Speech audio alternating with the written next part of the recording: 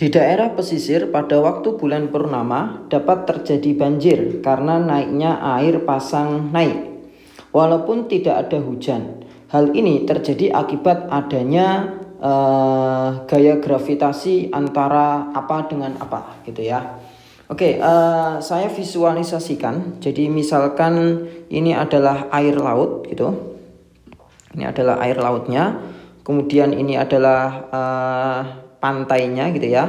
Oke, kalau misalkan pada keadaan biasa begitu, atau keadaan biasa itu maksudnya tidak dalam keadaan bulan purnama ya, maka gaya gravitasi yang ditimbulkan oleh bulan tersebut itu cenderung kecil ya. Misalkan ini ya, bulannya dalam keadaan bulan sabit seperti ini.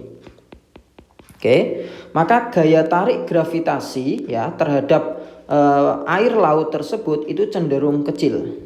Sehingga saya tulis gini, gravitasi bulan ya itu kecil ya ketika tidak bulan purnama, karena memang di situ hanya sebagian saja yang mempengaruhi gaya gravitasi bulan, yang mempengaruhi bumi itu hanya sebagian saja ketika tidak bulan purnama. Nah, tapi ketika bulan purnama artinya ya bulannya dalam keadaan penuh gitu, seperti ini terlihat penuh gitu.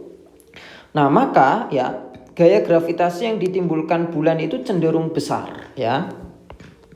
Gravitasi bulan akan membesar dibandingkan biasanya. Nah, ketika gaya gravitasi bulan ini membesar, maka air laut itu akan ketarik oleh gravitasi bulan. Nah, akibatnya apa? Akibatnya air itu akan naik gitu ya. Atau akan terjadi yang namanya pasang. Oke. Jadi ini adalah air pasang. Ya.